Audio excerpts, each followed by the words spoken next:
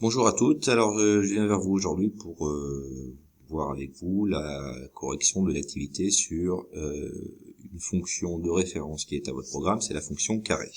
Donc on a vu au préalable la fonction affine, fonction linéaire. Maintenant donc la fonction carré qui est un petit peu différente du coup par rapport aux deux autres qui sont représentées par quand on les trace dans un graphique par des droites. Alors pour ça, donc on partait sur un premier exemple qui était l'étude d'un éclairage naturel. Pour bien éclairer une maison avec l'éclairage naturel du soleil, ça permet de réaliser des économies et de protéger la planète. Des économies, pourquoi ? Parce que grâce à ce tube là qu'on va mettre dans la toiture, il y a de la lumière qui va pouvoir arriver là-dedans, donc plus de lumière qui dit moins d'éclairage, qui dit aussi si le soleil éclaire ce tube, ça apporte de la chaleur à la pièce, donc c'est pour ça qu'on peut faire des économies d'énergie et donc par la même occasion réaliser des économies et protéger la planète. Oui. Donc par rapport à ça, on vous dit afin d'aménager de la lumière naturelle, on équipe donc une maison d'un puits de lumière, donc vous avez la figure, et l'éclairement E, qui est quelque chose qui se calcule ou qui se mesure dans une unité qui s'appelle le lux, majuscule, fourni par ce dispositif pendant l'été, ça dépend du diamètre, qu'on va nommer X, qui sera notre variable, en centimètres des tubes empilés. Vous avez vu qu'on entube des tubes ici, qui vont permettre à la lumière de passer par l'intermédiaire de la toiture, et donc apporter de la lumière à la pièce. Forcément, vous imaginez bien que plus la largeur elle est importante ici, le diamètre est important, plus on va pouvoir amener de la lumière dans la maison, et c'est comme ça que on va pouvoir augmenter la quantité de lumière et puis de chaleur apportée par le soleil. Alors la relation qui nous permet de calculer cet éclairement, c'est E qui est égal à 0,42 fois X au carré. Les tubes qui sont vendus dans le commerce, on vous dit, vont d'un diamètre de 10 à 40 cm. Donc, étude de la fonction qui correspond à l'éclairement, on vous dit soit E, là, cette fonction définie sur l'intervalle, qui va de 10 à 40. Pourquoi 10 à 40 ? Parce que on sait que X, le diamètre des tubes, ça pourrait être un nombre qui ira que de 10 à 40, vu que c'est les diamètres des tubes qui sont vendus dans le commerce. On ne peut pas aller en dessous de 10, et puis a priori on ne peut pas aller au-dessus de 40. Et donc la formule, c'est la même que celle qui est au-dessus, E de X est égal à 0,42 X au carré. Donc première chose, on vous demandait de compléter un tableau de valeurs. On vous avait déjà donné trois valeurs, et donc on vous demandait de calculer ici pour un diamètre de 15 cm, puis 20, puis etc., quel était l'éclairement qui correspondait. Donc là, le diamètre c'est X, du coup, dans la formule, c'est ce qu'on doit mettre à la place de X ici, et ce qu'on va calculer, une fois qu'on a remplacé X par sa valeur, ça sera l'éclairement, donc l'éclairement en lux. Donc, je vous ai mis ici les calculs à effectuer. Pour 15 cm, je fais donc 0,42 fois X, c'est-à-dire 15, au carré, ça fait 94,5 lux. Pareil avec 20 à la place de X, 0,42 fois 20 au carré, 168, et ainsi de suite. Pour 30 cm, ça fait 378 lux, et pour 35 cm, ça fait 514,5 lux. Une fois qu'on a fait ce tableau, donc on peut passer à la représentation graphique, parce que un tableau avec des valeurs, c'est bien, ça peut être utile, mais on l'a vu pour les fonctions affines et linéaires, c'est souvent plus visuel, plus pratique d'avoir une représentation graphique, où là, on aura quelque chose de continu pour lequel on pourra voir ce qui se passe exactement du début à la fin de toutes les valeurs.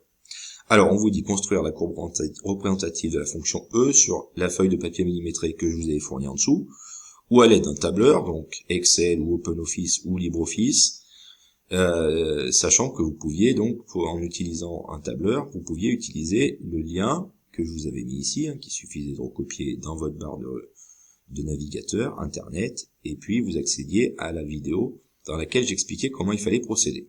Alors, c'est ce que j'ai fait moi. J'ai obtenu cette courbe-là. Bon, cette courbe-là, je l'ai obtenue, donc grâce à Excel, dans lequel j'ai rentré mon tableau de valeur de la première question, donc le diamètre des tubes dans la première ligne, l'éclairement dans la deuxième ligne, et puis après, en sélectionnant un ensemble de mes données, je vous rappelle, toujours, vous avez toujours la vidéo en lien, on va dans l'insertion, et puis ensuite, une fois qu'on est allé dans l'insertion, graphique, et puis nuage de points. Alors j'ai pris le nuage de points lissé ici, c'est-à-dire qu'il a placé les points, Mais on les voit pas sur le graphique, hein, il a juste ensuite tracé la courbe, comme si on la faisait à main levée.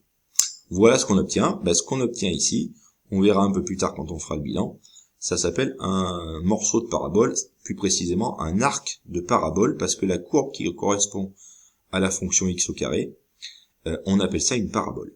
Alors donc, j'ai remis cette courbe dans le document que je vous ai fourni, et donc, on vous posait quelques questions. Ensuite, alors, déterminer graphiquement l'éclairement moyen obtenu pour des tubes de 33 cm.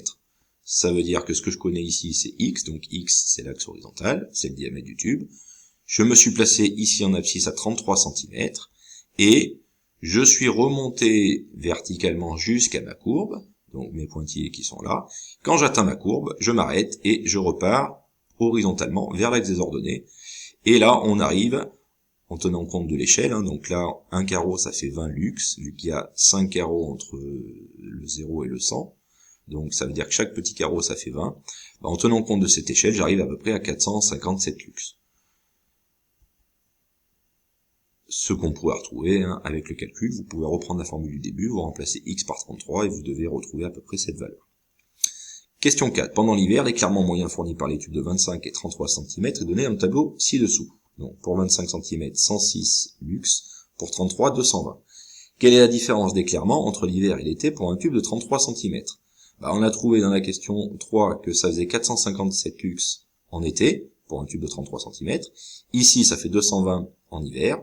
Je fais la différence entre les deux, ça veut dire 457 moins 220, 237 lux de différence d'éclairement entre l'hiver et l'été pour un diamètre de tube de 33 cm. De la même manière, on vous demandait quelle était la différence d'éclairement pour un tube de 25 cm. 25 cm, vous l'aviez dans votre tableau, là, au départ. Pour 25 cm en été, on avait trouvé 263 lux. En hiver, on vous donne la valeur ici, qui est de 106 lux, donc 263 moins 106, ça fait 157 lux de différence d'éclairement entre l'hiver et l'été, si on prend des tubes de diamètre 25 cm. Dernière question, pour une ambiance lumineuse la plus régulière possible, on vous dit qu'on limite entre l'été et l'hiver la différence d'éclairement moyen à 200 lux. Quel tube choisir? Alors on vient de voir qu'avec un tube de 33, on a 237 lux d'écart entre l'été et l'hiver. Avec un tube de 25, on a 157 lux de différence entre l'été et l'hiver. Donc nous, si on veut avoir une différence d'éclairement moyen aux alentours de 200 lux, on est un peu entre les deux là. C'est-à-dire que là, faudrait prendre un tube qui serait entre 25 et 33 cm. Bon, alors c'est pour ça que je vous ai proposé ici dans la correction que si on veut être à peu près aux alentours de 200 lux de différence entre l'été et l'hiver, on pourrait par exemple prendre un tube de 30 cm. Bon, on peut pas être plus précis parce que sinon il faudrait connaître la formule de calcul ou qu'on nous donne dans le tableau précédent quel est exactement l'éclairement si on a un tube de 30 cm en hiver. Voilà pour cette première activité. Deuxième activité, cette fois-ci, elle est traitée de la chute libre d'un objet. Alors on vous dit qu'un objet est lâché sans vitesse initiale, donc on le lâche, on le tient dans la main et on le lâche, d'une altitude de 320 mètres par rapport au sol. L'altitude qu'on appelle h, qui sera mesurée en mètres, à laquelle il se situe au bout de t secondes, est donnée par la relation, donc h de t, la hauteur elle dépend du temps, c'est-à-dire depuis combien de temps est-ce que vous avez lâché l'objet, est égale à moins 5 t au carré plus 320. On étudie cette fonction sur l'intervalle 0,8, c'est-à-dire entre 0 et 8 secondes, avec donc une fonction qui est définie par h de t égale moins 5 t au carré plus 320. Comme tout à l'heure, première chose, on vous demande de compléter le tableau de valeurs. Donc là encore, là j'ai les valeurs de t, je vais remplacer dans ma formule qui est là, et puis je vais calculer, une fois que j'ai remplacé, combien ça fait, et ça me donnera h, c'est-à-dire l'altitude. Alors la première, je vous ai mis les deux premiers calculs, c'est le même principe pour la suite. Je remplace t par 0, parce qu'on est au début. Au début, comme on n'a pas lâché l'objet, logiquement, on n'a même pas besoin de faire le calcul, il est toujours à 320 mètres. Bon, mais si je remplace t par 0 ici, ça fait moins 5 fois 0 au carré plus 320, on trouve 320, c'est logique, c'est ce que je viens de vous dire. On n'a pas encore lâché l'objet, donc il est toujours à 320 mètres d'altitude. Puis ensuite, je vais remplacer t par 1, donc moins 5 fois 1 au carré, plus 320, on trouve 315 mètres d'altitude. Et ensuite, on ferait pareil, je vous ai pas mis tous les calculs dans le tableau, mais je remplacerai t par 2, donc moins 5 fois 2 au carré plus 320, on trouve 300 mètres, ainsi de suite, 275, 240, 195, 140 au bout de 6 secondes, 75 mètres au bout de 7, et 0 au bout de 8. Là encore, ensuite, dans la question 7, on vous demandait de faire la courbe représentative. Donc soit vous utilisiez la feuille, le papier millimétré que je vous avais donné, soit vous utilisiez, là encore, un tableur, comme j'ai fait moi. J'ai fait un tableur, donc je vous enverrai ce fichier aussi dans la correction. Dans le tableur, j'ai remis dans la première ligne toutes les valeurs de t, dans la deuxième toutes les valeurs de l'altitude, h, et puis je lui ai demandé de m'insérer un graphique. Voilà la courbe que j'obtiens. C'est là encore un arc de parabole, mais vous voyez qu'il est tourné dans l'autre sens. Pourquoi est-ce qu'il est tourné dans l'autre sens? On va le voir tout à l'heure, c'est-à-dire que, en fait, le fait que l'arc de parabole soit tourné vers le haut ou vers le bas, ça dépend du nombre qui sera devant la variable au carré. Donc là, c'est t au carré, c'est un moins 5, c'est négatif, alors que dans le premier exemple, le nombre qui était devant x au carré, c'était 0,42, c'était un nombre positif. C'est pour ça que dans un cas, on verra tout à l'heure que la courbe est tournée dans un sens, alors que dans l'autre cas, la courbe est tournée dans l'autre sens. Alors je continue et je reviendrai vers le cours à la fin. Donc voilà mon graphique. Donc par rapport à ce graphique, on vous demandait de compléter le tableau de variation. Alors le tableau de variation, x, ma fonction f de x qui correspond à mon altitude, ici, alors oui, il faudra que je change parce que c'était pas f de x ici, c'est h de t. Bon, mais ça revient au même. Cette fonction, on voit que quand t varie de 0 à 8, on voit que l'altitude, elle fait quoi? Elle diminue, c'est pour ça que j'ai mis une flèche qui descendait, et elle diminue, elle part d'une altitude quand le temps est égal à 0, on est à 320 mètres d'altitude, et on voit que à la fin, au bout des 8 secondes, qu'est-ce qui s'est passé? L'objet, qu'est-ce qu'il a fait? Il a chuté, il a chuté, il a chuté, il a chuté, et il a atterri ici au bout de 8 secondes à une altitude qui est égale à 0. Ensuite, sur le graphique, on vous demandait alors d'abord, on vous demandait de calculer à quelle altitude se trouve l'objet après 3,5 secondes de chute. Là, j'ai remplacé t par 3,5, comme tout à l'heure dans le tableau, moins 0,5, moins 5, fois 3,5 au carré plus 320, ça fait 259 mètres. Et puis, j'ai fait la même chose sur le graphique. Je suis parti de 3,5 secondes ici, et comme tout à l'heure, je suis monté jusqu'à ma courbe, et j'ai regardé ensuite, une fois que j'avais atteint la courbe, à quelle altitude j'étais. Je suis à peu près à 260 mètres, c'est-à-dire à peu près ce qu'on a trouvé, sachant que c'est pas facile de voir 259 mètres, ce qu'on a trouvé par le calcul sur le graphique. Ensuite, résoudre graphiquement l'équation h de t égale 170. Là, c'est l'inverse. Cette fois-ci, ce que je connais, c'est l'altitude. Donc, je vais pas partir de l'axe des abscisses, mais je vais partir de l'axe des ordonnées. Je vais me placer ici, à 170 mètres.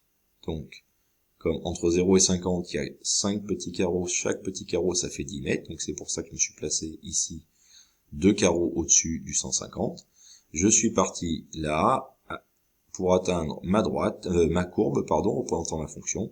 Une fois que je l'atteins, je descends pour voir à combien ça correspond en abscisse, et je vois que je suis à peu près au milieu entre 5 et 6, c'est-à-dire à 5,5 secondes. Dernière question, au bout de combien de temps l'objet a-t-il atteint le sol?